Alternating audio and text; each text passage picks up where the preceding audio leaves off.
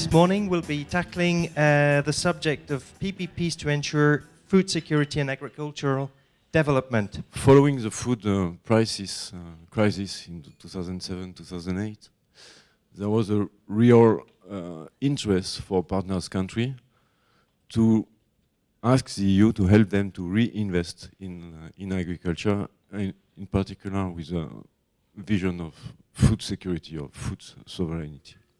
Another challenge is to double growth production of food. We all know that public investment will not be enough, and there is a need for private investment. And that's where PPPs become an interesting opportunity. Why? Because firstly, they bring in additional resources, those from the private sector, where the public sector has limited resources, especially in developing countries.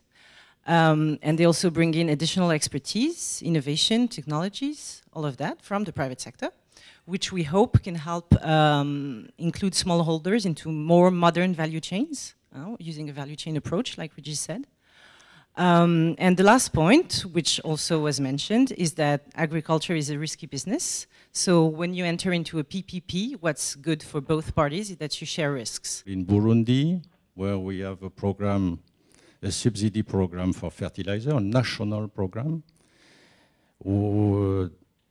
start 3 years ago, where a lot of donors are putting money in the basket fund. Farmers are using vouchers.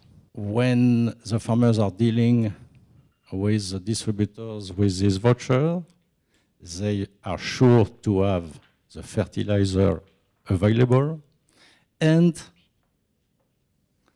the distributors are sure to be paid. It is a value chain where everybody is involved and where everybody is sure to have some interest at the end of the season. What are the main characteristics of an efficient agricultural PPP?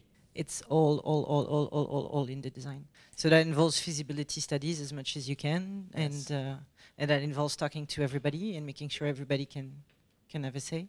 To implement this PPP program, we have to work with all the actors, with them, and not alone to decide something. I don't think there's a lack of willingness, that's for sure, but I do think there's still a lack of connection with all the actors. Because of the risk inherent to agriculture, most of public-private partnerships we are funding are more on infrastructure, on energy, and in fact, very few up to now are on agriculture. There is an interest, but now it needs to materialize, and so it remains question mark, to be frank. But we are optimistic.